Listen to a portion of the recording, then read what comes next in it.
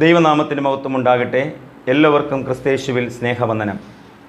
വീണ്ടും ഒരിക്കൽ കൂടെ നിങ്ങളോടൊപ്പം ദൈവവചനം പങ്കിടുവാൻ സഹായിച്ച സർവശക്തനായ ദൈവത്തിന് എല്ലാവിധമായ സ്തുതിയും സ്തോത്രവും അർപ്പിക്കുന്നു. ഇന്ന് ചിന്തിക്കുവാനായി ആഗ്രഹിക്കുന്ന വിഷയം ക്രമീകൃതമായ ഒരു ജീവിതം നാം ദൈവസന്നിധിയിൽ നയിക്കുക. അതിന് ആധാരമായി എടുത്തിരിക്കുന്ന തിരുവചന വേദഭാഗം യെശയ്യാ പ്രവാചകൻ്റെ പുസ്തകം 38-ാം അധ്യായം 1 മുതൽ 9 വരെയുള്ള തിരുവെഴുത്തുകളാണ്. എല്ലാവർക്കും പരിചിതമായ ഒരു തിരുവചന ശകലമാണ്. ഹിസ്കിയാവ് രാജാവിന് മരിക്കത്തക്ക രോഗം പിടിപെടുന്നു. ആമോസിൻ്റെ മകനായ യെശയ്യാ പ്രവാചകൻ വന്ന് പറയുകയാണ്, നിൻ്റെ ഗൃഹകാര്യം നീ വേഗം ക്രമത്തിലാക്കുക, നീ മരിച്ചു പോകും. ഹിസ്കിയാവ് രാജാവ് ആ സന്ദേശം വളരെ ഞെട്ടലോടെ കേൾക്കുകയും തൻ്റെ മുഖം ചുവരിനോട് ചേർത്ത് മണിക്കൂറുകൾ കരഞ്ഞ് തൻ്റെ കുറവുകൾക്ക് പരിഹാരം വരുത്തി ആയുസ്സ് നേടി ജീവിതം നേടി മുന്നോട്ട് ഗമിക്കുന്ന ഹിസ്കിയാവ് രാജാവ് നമ്മുടെ ജീവിതത്തിന് ഒരു വലിയ സാക്ഷ്യമാണ്. എന്താണ് ഹിസ്കിയാവ് രാജാവിന് ലഭിച്ച ക്രമം തെറ്റിയ ജീവിതം? 2 ദിനവൃത്താന്ത പുസ്തകം 29-ാം അധ്യായം നാം വായിക്കുമ്പോൾ ഹിസ്കിയാവ് രാജാവ് ദൈവകൃപയുള്ള രാജാവായിരുന്നു. 16 കൊല്ലം ദൈവാലയത്തിൽ ആരാധന മുടക്കമായിരുന്നു. അതിനെ എല്ലാം ശുദ്ധീകരിച്ച് അവിടെ ആരാധന തുടങ്ങി. എന്ന് പറഞ്ഞാൽ അണഞ്ഞുകിടന്ന വിളക്കുകളെ ഹിസ്കിയാവ് രാജാവ് തെളിയിക്കുകയാണ്. 2 മുടങ്ങിക്കിടന്ന പെസഹ പുനഃസ്ഥാപിക്കപ്പെടുകയാണ്. അതോടൊപ്പം ആരാധന നടത്തുന്നതിന് വേണ്ടി പുരോഹിതരെ സജ്ജമാക്കുകയാണ്. അപ്പോൾ ഇതെല്ലാം ഹിസ്കിയാവ് രാജാവിൻ്റെ പോസിറ്റീവായ കാര്യങ്ങളാണ്. ജീവിതത്തിൽ ഈ രാജാവിന് എവിടെയാണ് ക്രമം തെറ്റിയെന്ന് ചോദിച്ചാൽ, ദൈവം ചെയ്ത ഉപകാരങ്ങൾക്കൊത്തവണ്ണം ഈ ഹിസ്കിയാവ് രാജാവ് നടന്നില്ല. ദൈവം തനിക്ക് നൽകിയ കൃപകളെ അലക്ഷ്യമാക്കി ജീവിച്ചു. നിഗളമുണ്ടായി. മ്ലേച്ഛകരമായ പ്രവൃത്തികൾ ചെയ്യാൻ ജനത്തെ പ്രോത്സാഹിപ്പിച്ചു. തൻ്റെ ആത്മീയ കാര്യവും ഗൃഹത്തിലെ കാര്യവും എല്ലാം താളം തെറ്റിയ നിലയിൽ ആയിത്തീരുകയാണ്. ആമോസിൻ്റെ മകനായ യെശയ്യാ പ്രവാചകൻ വന്ന് പറയുന്നു, നിനക്ക് മരിക്കത്തക്ക ഒരു രോഗം വരാൻ പോകുന്നു, നിന്റെ ഗൃഹകാര്യം വേഗം ക്രമത്തിലാക്കുക. ദൈവം സൃഷ്ടിച്ച എല്ലാത്തിനും ഒരു ക്രമമുണ്ട്. സൃഷ്ടി നടത്തുമ്പോൾ തന്നെ എല്ലാം ക്രമീകൃതമായിട്ടാണ് ദൈവം സൃഷ്ടിക്കുന്നത്. എല്ലാം നല്ലതെന്ന് കണ്ടു. സന്ധ്യയായി ഉഷസ്സായി 1-ാം ദിവസം. അതേ പ്രക്രിയ അടുത്ത സൃഷ്ടി നടത്തിയ ശേഷം വീണ്ടും പറയുകയാണ്, ദൈവമെല്ലാം നല്ലതെന്ന് കണ്ടു, സന്ധ്യയായി ഉഷസ്സായി 2-ാം ദിവസം. വിദ്യാഭ്യാസം ചെയ്യുന്ന കുഞ്ഞുങ്ങൾക്കും ഒരു ക്രമീകൃതമായ ടൈം ടേബിൾ ഉണ്ട്, ഒരു ഓർഡറുണ്ട്. മെഡിസിൻ കഴിക്കുന്നവർക്കും ഒരു ഓർഡറുണ്ട്. രാവിലെ കഴിക്കേണ്ട മെഡിസിൻ ഒരിക്കലും രാത്രി കഴിക്കില്ല, രാത്രി കഴിക്കേണ്ടത് രാവിലെയും കഴിക്കത്തില്ല. അതിനൊരു ഓർഡറുണ്ട്. ആ ക്രമം അനുസരിച്ചേ നമുക്കത് കഴിക്കാൻ കഴിയുകയുള്ളൂ. പക്ഷേ പലപ്പോഴും നമുക്ക് ഭൗതിക തലത്തിൽ ചില ക്രമങ്ങളുണ്ട്. നമ്മുടെ ശരീരത്തിൽ ഒരുപാട് അവയവങ്ങൾ പ്രവർത്തിക്കുകയാണ്. കിഡ്നിയുടേതായ പ്രോസസ്സ് ഭംഗിയായി ക്രമമായി ചെയ്യുകയാണ്. ഹൃദയത്തിൻ്റെ പ്രോസസ്സ് ഭംഗിയായി ചെയ്യുകയാണ്. അപ്പോൾ ശരീരത്തിലെ ഓരോ അവയവങ്ങളും ക്രമമനുസരിച്ച് പ്രവർത്തിക്കുന്നത് കൊണ്ടാണ് നമ്മുടെ ജീവിതം നിശ്ചലമാകാതെ ഈ ഭൂമിയിൽ മുന്നോട്ട് പോയിക്കൊണ്ടിരിക്കുന്നത്. അതെല്ലാം ദൈവം ക്രമീകൃതമായി പ്രവർത്തിപ്പാനായിട്ട് അവയെ നിയോഗിക്കപ്പെട്ടിരിക്കുന്നു എന്നുള്ളതാണ്. ആത്മീക ജീവിതത്തിലും ഒരു പരസ്യ ജീവിതമുണ്ട്, രഹസ്യ ജീവിതമുണ്ട്. പരസ്യ ജീവിതത്തിൽ ഒരു പരിധിവരെ നമ്മൾ ചിലപ്പോൾ ക്രമം തെറ്റിക്കാതെയൊക്കെ മുന്നോട്ട് പോകും. ആളുകളെ കൊണ്ടൊന്നും പറയിക്കാതെ, ആളുകളെ ബോധ്യത്തിനെങ്കിലും ക്രമം തെറ്റാതെ മുന്നോട്ട് പോകും. പക്ഷെ നമ്മുടെ രഹസ്യ ജീവിതത്തിൽ എല്ലാം ക്രമം തെറ്റി കിടക്കുകയാണ്. ദൈവം നോക്കുന്നത് നമ്മുടെ രഹസ്യ ജീവിതത്തെയാണ്. ദൈവം നോക്കുമ്പോൾ ഒന്നും ക്രമീകൃതമല്ല, എല്ലാം ഇരുട്ടാണ്. ദൈവത്തിന് നമ്മുടെ ജീവിതത്തിൽ പ്രവേശിക്കാൻ പോലും കഴിയാത്ത രീതിയിൽ നമ്മുടെ രഹസ്യ ജീവിതം ക്രമം തെറ്റി കിടക്കുകയാണ്. ഒരു ദൈവ പൈതലെന്ന നിലയിൽ ആത്മീയ ജീവിതത്തിലും ഭൗതിക ജീവിതത്തിലും ഒരുപോലെ ക്രമീകൃതമായി ജീവിക്കാൻ കഴിയുമ്പോഴാണ് നമ്മുടെ ജീവിതം ഏറ്റവും അനുഗ്രഹമായി തീരുന്നത്. അല്ലാത്ത പക്ഷം ഇതുപോലെ ശാപങ്ങളും രോഗങ്ങളും ഒരിക്കലും കണ്ണുനീരും വേദനയും നിശ്ചലമാകാത്ത ഒരു ജീവിതമായി നമ്മുടെ ജീവിതങ്ങൾ ആയിത്തീരുകയും ചെയ്യും. അങ്ങനെ ഒരു ജീവിതമാണ് ഹിസ്കിയാ രാജാവിന് അനുഭവിക്കേണ്ടി വന്നത്. ക്രമം തെറ്റിയപ്പോൾ അവൻ്റെ ജീവിതം തന്നെ നഷ്ടപ്പെടലിൻ്റെ വക്കിൽ നിൽക്കുകയാണ്. ദൈവത്തോടൊപ്പമുള്ള ജീവിതത്തിൽ നമ്മൾ ഏകാഗ്രത പുലർത്തി ക്രമീകൃതമായി ജീവിക്കാൻ കഴിയുമ്പോൾ നമ്മുടെ ജീവിതം ഏറ്റവും ശ്രേഷ്ഠകരമായി തീരുന്നു. ഇതേ പ്രതി 3 ചിന്തകളാണ് നിങ്ങളുമായി പങ്കുവെക്കുവാൻ ആഗ്രഹിക്കുന്നത്. 1, ഭവനത്തിലെ ഭൗതിക ക്രമം, ആത്മീക ക്രമം. ഭവനത്തിന് ഒയ്ക്കോസ് എന്ന ഗ്രീക്ക് പദം കൊണ്ടാണ് സൂചിപ്പിക്കുന്നത്. ആ ഭവനത്തിൻ്റെ ഫ എന്ന അക്ഷരമൊന്ന് മാറ്റി നിർത്തി ചിന്തിച്ചാൽ പിന്നെ ഉള്ളത് വനമാണ്. വനത്തിൽ ഹിംസജന്തുക്കളുണ്ട്. അതുപോലെ നമ്മുടെ ഭവനങ്ങളും ഒരു വനത്തിന് തുല്യമായി മാറിക്കൊണ്ടിരിക്കുകയാണ്. പരസ്പരം ആക്രമിക്കുവാൻ പാകത്തിൽ ഭവനങ്ങളെല്ലാം ആയിത്തീരുകയാണ്. വീടിന് ഗൃഹമെന്നുള്ളൊരു വാക്കുകൂടെ ഉണ്ട്. അപ്പോൾ ആ ഗൃഹവും കാരാഗൃഹവും തമ്മിലുള്ള വ്യത്യാസം ആണ് ഇവിടെ ഞാൻ പറയാൻ ആഗ്രഹിക്കുന്നത്. കുറേ കാലഘട്ടങ്ങൾക്ക് മുമ്പ് ഗൃഹത്തിനകത്ത് സന്തോഷമുണ്ട്, സ്നേഹമുണ്ട്, അനുകമ്പയുണ്ട്, സമാധാനമുണ്ട്, പരസ്പരമുള്ള ബന്ധങ്ങൾക്ക് ദൃഢതയുണ്ട്. കാരാഗൃഹത്തിലേക്ക് പോകുമ്പോൾ സംസാരമില്ല, ഏകാന്തതയാണ്, സ്നേഹമില്ല, സഹായമില്ല, പുതിയ ബന്ധങ്ങളൊന്നും സൃഷ്ടിക്കാൻ കഴിയില്ല, ശോകമുഖമാണ്. ഇന്ന് ഗൃഹം ചെന്ന് കാരാഗൃഹത്തിലേക്ക് നിബന്ധിച്ചുകൊണ്ടിരിക്കുന്ന ഒരു ഈ രണ്ട് ക്രമത്തിലും നമ്മുടെ ജീവിതം ഏറ്റവും നന്നായിരിക്കണം. ഒന്ന്, ഭൗതിക ക്രമത്തിൽ നമ്മുടെ കുടുംബങ്ങളിൽ ക്രമരഹിതമായി ഡിസോർഡറായി മാറുകയാണ് ബന്ധങ്ങൾ.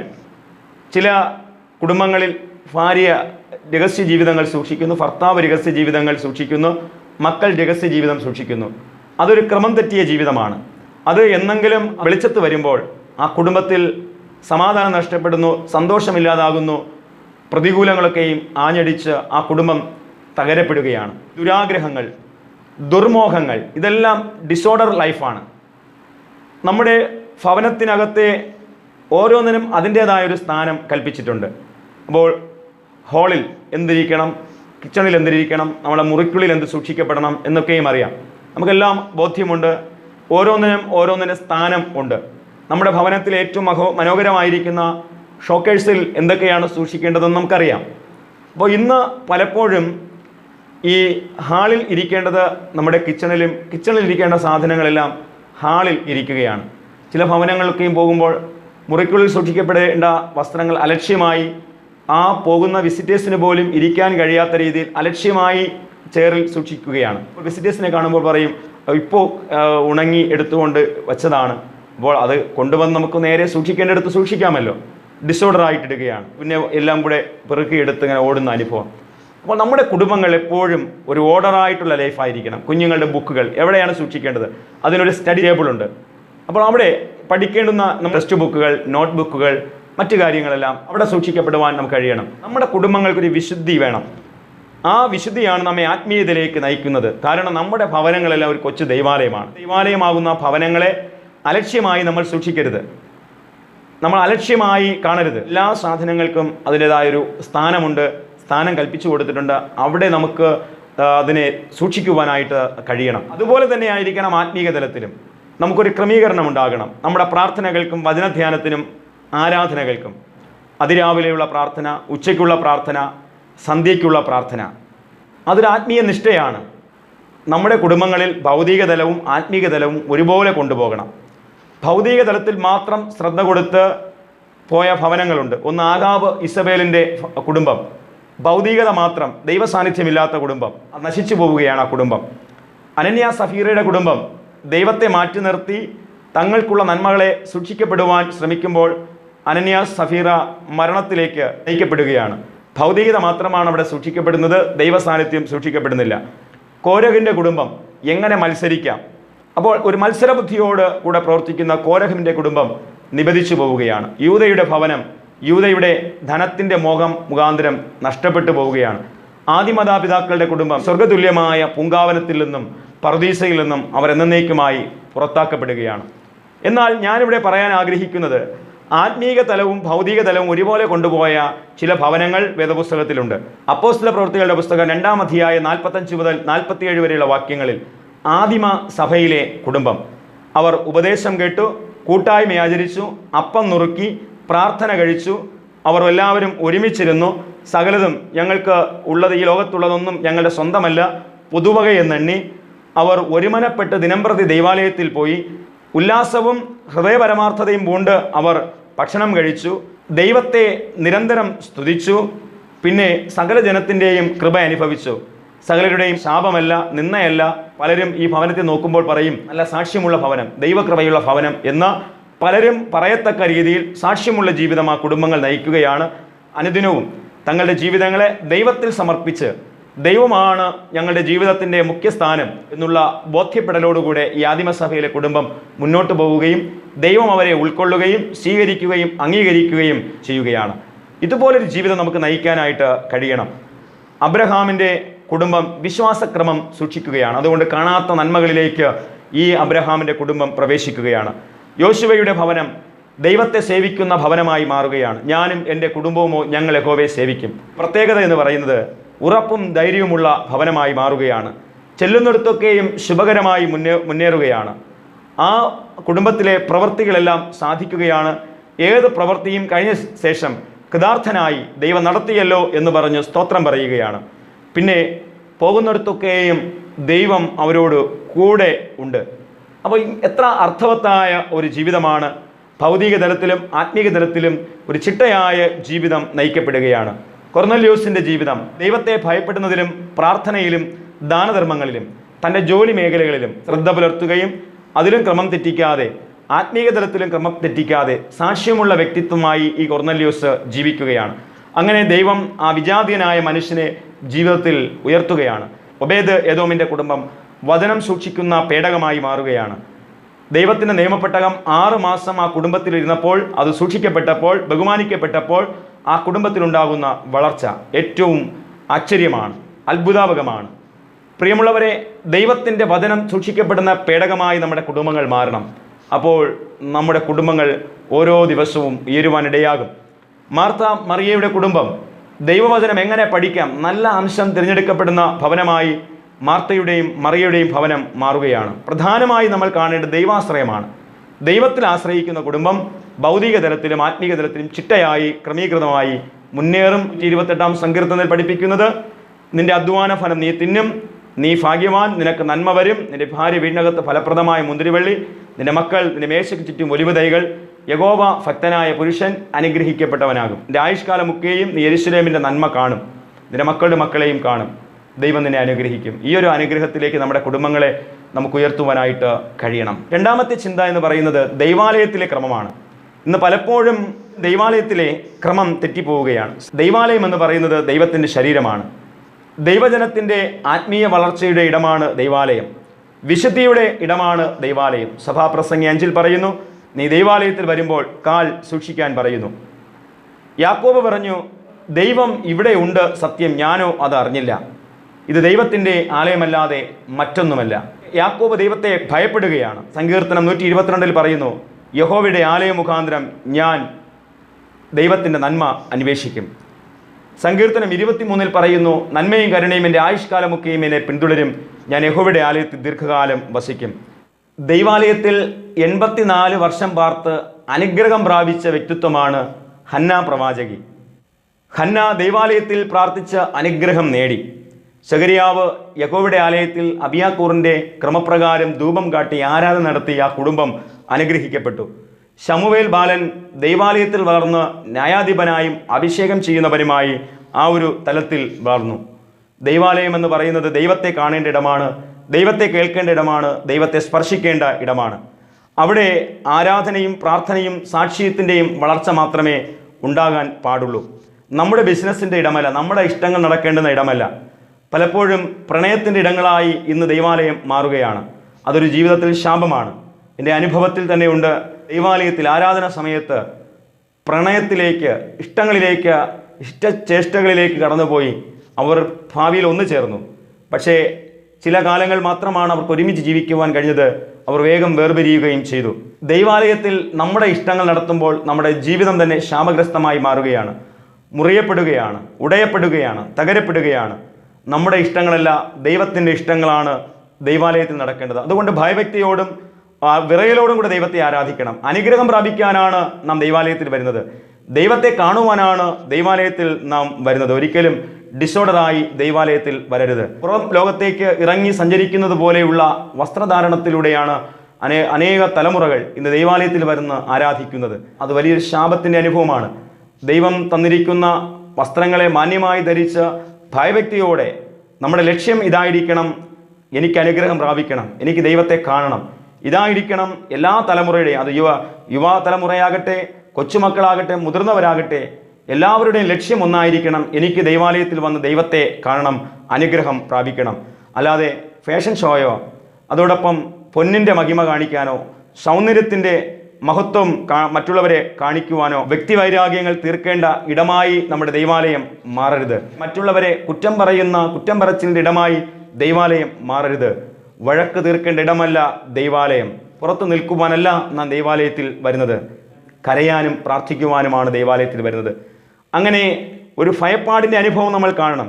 യെരുശലേം ദൈവാലയത്തെ ദൈവം ശുദ്ധീകരിച്ചതിൻ്റെ അടിസ്ഥാനം എന്താണ്? കർത്താവ് വന്ന ദൈവാലയത്തെ കാണുമ്പോൾ അവിടെ ദൈവത്തിൻ്റെ ഇഷ്ടങ്ങളല്ല നടക്കുന്നത്, അവിടെ മനുഷ്യരുടെ പല ഇഷ്ടങ്ങൾ നടക്കുന്നത് കൊണ്ടാണ് അവരെയെല്ലാം പുറത്താക്കി ദൈവാലയത്തെ ശുദ്ധീകരിച്ച് പ്രാർത്ഥനയ്ക്കായി സാധാരണപ്പെട്ട ദാഹമുള്ള വാഞ്ചയുള്ള ജനത്തിന് പ്രാർത്ഥിക്കുന്ന ഇടമാക്കി ദൈവം ശുദ്ധീകരിച്ചു കൊടുക്കുകയാണ്. ഇത് പ്രാർത്ഥിക്കുന്ന പ്രാർത്ഥന ഇടമാണ്, നിങ്ങളോ കള്ളന്മാരുടെ ഗുഹയാക്കി തീർത്തിരിക്കും. ക്രൈസ്തവ ലോകത്തെ നമ്മൾ പരിശോധിക്കുമ്പോൾ നമ്മുടെ ദൈവാലയങ്ങളെല്ലാം പ്രാർത്ഥന നഷ്ടപ്പെടുന്ന ആലയങ്ങളായി മാറുകയാണ്, സാക്ഷ്യം നഷ്ടപ്പെടുന്ന ആലയങ്ങളായി മാറുന്നു. സമൂഹത്തിൻ്റെ മുമ്പിൽ സാക്ഷ്യം നഷ്ടപ്പെടുന്നു, നമ്മുടെ കുടുംബങ്ങളുടെ സാക്ഷ്യം നഷ്ടപ്പെടുന്നു. നമ്മൾ ചിന്തിക്കേണ്ടത് ദൈവത്തിൻ്റെ ആലയം ദൈവത്തെ കാണേണ്ട ഇടമാണ്. നാം അവിടെ ശാപഗ്രസ്തരായി മാറരുത്. ദൈവാലയത്തിൽ വന്നതുകൊണ്ട് നാം ആരും ശാപഗ്രസ്തരായി മാറരുത്. അവിടെ നമ്മുടെ ഇഷ്ടമല്ല, നമ്മുടെ അഹങ്കാരങ്ങളെല്ലാം നടക്കേണ്ടത്, നമ്മുടെ സ്വാർത്ഥ ഇഷ്ടങ്ങളെല്ലാം നടക്കേണ്ടത്. ദൈവമേ എന്ന് നമ്മൾ വന്ന് മുഴങ്കാൽ മടക്കി വിനയപ്പെട്ട് എളിമപ്പെട്ട്, കർത്താവെ ഞാൻ പാപിയാണ്, കുറവുള്ളവനാണെന്ന് സ്വയം സമർപ്പിച്ച് എൻ്റെ ഭവനത്തെ, എൻ്റെ മക്കളെ, എൻ്റെ കുടുംബങ്ങളെ അനുഗ്രഹിക്കണമേ എന്ന് പ്രാർത്ഥിക്കുമ്പോൾ നമ്മുടെ കുടുംബങ്ങളിൽ വല്ലാത്ത ഉയർച്ചയും നന്മയും അനുഗ്രഹങ്ങളും ധാരാളമായി ഒഴുകി എത്തുകയാണ്. ദൈവാലയത്തോട് നീതി പുലർത്തിയിട്ടുള്ള കുടുംബങ്ങൾ, തലമുറകൾ എക്കാലവും അനുഗ്രഹിക്കപ്പെട്ടിട്ടുണ്ട്. അതുകൊണ്ട് ദൈവാലയത്തോട് നമ്മൾ നീതി പുലർത്തുന്നവരായി മാറുക. മൂന്നാമത്തെ ചിന്ത എന്ന് പറയുന്നത് ആത്മീയ ജീവിതത്തിലെ ക്രമമാണ്. ആത്മീയ ജീവിതത്തിൽ നമുക്കൊരു ക്രമമുണ്ടാകണം. ഗലാത്യ ലേഖനം 5-ാം അധ്യായത്തിൽ 2 ഫലങ്ങളെക്കുറിച്ച് പഠിപ്പിക്കുന്നു. ജഡത്തിൻ്റെ ഫലം, ആത്മാവിൻ്റെ ഫലം. ജഡത്തിൻ്റെ ഫലം ദുഷ്കാമം, വിഗ്രഹാരാധന, ആഭിചാരം, പക, ജാരശങ്ക, ക്രോധം, ദ്വന്ദ്വപക്ഷം, ഭിന്നത, അസൂയ, മദ്യപാനം, വെറിക്കുത്ത് മുതലായവയാകുന്നു. ജഡത്തോടുള്ള താല്പര്യം. വിഗ്രഹാരാധന, ദൈവത്തെ ആരാധിക്കേണ്ടതിന് പകരം പലരെയും ആരാധിക്കുന്ന അനുഭവങ്ങൾ. ആഭിചാരം, ദൈവത്തോടും പ്രാർത്ഥിക്കും, ആ കൈനോട്ടക്കാരൻ്റെ അടുക്കലും പോകും, ചോദിച്ചറിയേണ്ടവരുടെ അടുക്കലും പോയി ചോദിച്ചറിയും, മുഹൂർത്തവും നോക്കും. ഇതാണ് ആഭിചാരം. പകയുള്ളവരുണ്ട്, പിണക്കമുള്ളവരുണ്ട്, ജാരശങ്കയുള്ളവരുണ്ട്, ക്രോധം, ദ്വന്ദ്വപക്ഷം, ഒരു പക്ഷം മാത്രം പിടിക്കുന്നവർ, ഭിന്നതയുണ്ടാക്കുന്നവർ, അസൂയ ഉള്ളവർ, മറ്റുള്ള വളർച്ച കാണുമ്പോൾ, നന്മ കാണുമ്പോൾ, മറ്റുള്ള താലന്ത് കാണുമ്പോൾ അസൂയ ഉള്ളവരുണ്ട്. മദ്യപാനം, മദ്യപിച്ച് ദൈവാലയത്തിൽ വരുന്നവരുണ്ട്. ലഹരി വസ്തുക്കൾ ഉപയോഗിച്ച് ദൈവാലയത്തിൽ വരുന്നവരുണ്ട്. മദ്യപിച്ച് വന്ന് ദൈവാലയത്തിൽ ആരാധിക്കുന്നവരും ക്രിസ്തുവിൻ്റെ ശരീരവും രക്തവും പങ്കുകൊള്ളുന്നവരുണ്ട്. ഇതെല്ലാം ജീവിതത്തിൻ്റെ ശാപമാണ്. പിന്നെ മറ്റ് വെറിക്കുത്തുകളിൽ ഏർപ്പെടുന്നവർ. ഈ ജഡത്തിൻ്റെ ഫലങ്ങളിൽ ഏതെങ്കിലും ഒന്ന് നമ്മുടെ ജീവിതത്തെ സ്വാധീനം ചെലുത്തുന്നുണ്ടെങ്കിൽ നമ്മുടെ ജീവിതം ഡിസോർഡറാണ്, ക്രമം തെറ്റിയ ജീവിതമാണ്. ക്രമമായിട്ടുള്ള ആത്മീയ ജീവിതത്തിന് വേണ്ടത് അതിൻ്റെ ആത്മാവിൻ്റെ ഫലങ്ങളാണ്. എന്താണ് ആത്മാവിൻ്റെ ഫലം? സ്നേഹം, സന്തോഷം, സമാധാനം, ദീർഘക്ഷമ, ദയ, പരോപകാരം, വിശ്വസ്തത, സൗമ്യത, ഇന്ദ്രിയ ജയം. സമാധാനം ഉണ്ടാക്കാൻ കഴിയണം. സന്തോഷം ഉണ്ടാക്കേണ്ട കാര്യങ്ങൾ കുടുംബത്തിൽ ചെയ്യണം, സഭയിൽ ചെയ്യണം, സമൂഹത്തിൽ നമ്മൾ ചെയ്യണം. സ്നേഹം വർദ്ധിപ്പിക്കേണ്ട കാര്യങ്ങൾ കുടുംബത്തിൽ ചെയ്യണം, എപ്പോഴും സ്നേഹമായിരിക്കണം. ദീർഘക്ഷമയുള്ളവരായി മാറണം, ഒന്ന് വിട്ടുവീഴ്ചയുള്ളവരായി, വിനയമുള്ളവരായി മാറണം, ക്ഷമിക്കുന്നവരായി മാറണം. ഇന്ന് ക്ഷമ നഷ്ടപ്പെട്ടുകൊണ്ടിരിക്കുന്ന ഒരു കാലഘട്ടമാണ്. ക്ഷമിക്കാൻ കഴിയുന്നില്ല. മറ്റുള്ളവരോട് കരുണയുള്ളവരായി മാറണം, പരോപകാരമുള്ളവരായി. ദൈവം നമുക്ക് തന്നിട്ടുള്ളതിനെ വേദനിക്കുന്നവർക്കും അശരണർക്കും നൽകാൻ കഴിയണം. ദൈവത്തോടും കുടുംബത്തോടും സഭയോടും വിശ്വസ്തത പുലർത്താൻ നമുക്ക് കഴിയണം. സൗമ്യതയുള്ളവരായി തീരണം. നമ്മൾ ഭൂമി അവകാശമാക്കും എന്ന് പറഞ്ഞാൽ കുറച്ച് ഭൂമി സ്വന്തമാക്കുമെന്നല്ല, നല്ല സാക്ഷ്യം നമ്മൾ അനുഭവിക്കാൻ ഇടയാകും. 1 യോഹന്നാൻ 2-ാം അധ്യായത്തിൽ പഠിപ്പിക്കുന്നു, ലോകത്തെയും ലോകത്തിലുള്ളതിനെയും സ്നേഹിക്കരുത്. അത് ക്രമം തെറ്റിയതാണ്. ജഡത്തിൽ കൊയ്യുന്നവൻ ജഡത്തിൽ നാശം കൊയ്യും, ആത്മാവിൽ കൊയ്യുന്നവനോ ആത്മാവിൽ നിത്യ ജീവനെ കൊയ്യും. ലോകവും അതിൻ്റെ മോഹവും ഒഴിഞ്ഞു പോകും, ദൈവ ഇഷ്ടം ചെയ്യുന്നവനോ എന്നേക്കും ഇരിക്കും. നമ്മുടെ ശരീരത്തിൻ്റെ വിളക്ക് കണ്ണാണ്. ആ കണ്ണ് കേടുള്ളതായാൽ ജീവിതം മുഴുവനും ഡിസോർഡറാണ്. തിമിരത്തിൻ്റെ വൈകല്യതയല്ല പറയുന്നത്. കാഴ്ചയുണ്ടായിട്ടും നമ്മുടെ ജീവിതം ഡിസോർഡറായി മാറിക്കൊണ്ടിരിക്കുകയാണ്. കാരണം കണ്ണിലൂടെ വരുന്ന മോഹം ഗർഭം ധരിച്ച് പാപത്തെ പ്രസവിക്കുന്നു. ജീവിതത്തിൽ മോഹം തരുന്നതെല്ലാം കണ്ണാണ്. നമ്മുടെ ജീവിതത്തെ ഡിസോർഡർ ആക്കുന്നത് കണ്ണാണ്. ആ കണ്ണ് കേടുള്ളതെങ്കിൽ ശരീരം മുഴുവനും ഇരുട്ടുള്ളതായിരിക്കുന്നു. മത്തായി എഴുതിയ സുവിശേഷം 5-ാം അധ്യായം 29-ാം വാക്യത്തിൽ പറയുന്നു, നിന്റെ കണ്ണ് നിനക്കിടർച്ച വരുത്തുന്നുവെങ്കിൽ അതിനെ ചൂഴ്ന്നെടുത്ത് എറിഞ്ഞുകളക. ശരീരം മുഴുവനും നരകത്തിൽ വീഴുന്നതിനേക്കാൾ നിന്റെ അവയവങ്ങളിൽ ഒന്ന് നശിക്കുന്നത് നിനക്ക് നന്ന്. നിന്റെ വലം കൈ ഇടർച്ച വരുത്തുന്നുവെങ്കിൽ വെട്ടി എറിഞ്ഞു കളക. ശരീരം മുഴുവനും നരകത്തിൽ വീഴുന്നതിനേക്കാൾ നിന്റെ അവയവങ്ങളിൽ ഒന്ന് നശിക്കുന്നത് നിനക്ക് നന്ന്. ലൂക്കോസ് എഴുതിയ സുവിശേഷം 12-ാം അധ്യായത്തിൽ പറയുന്നു, കൊന്നിട്ട് നരകത്തിൽ എറിഞ്ഞു കളയുവാൻ അധികാരമുള്ളവനെ ഭയപ്പെടുവിൻ.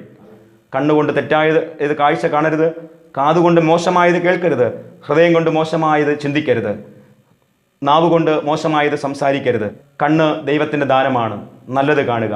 കാതുകൾ ദൈവത്തിൻ്റെ ദാനമാണ്, നല്ലത് കേൾക്കുക. നമ്മുടെ കൈ ദൈവത്തിൻ്റെ ദാനമാണ്, നല്ലത് പ്രവർത്തിക്കുക.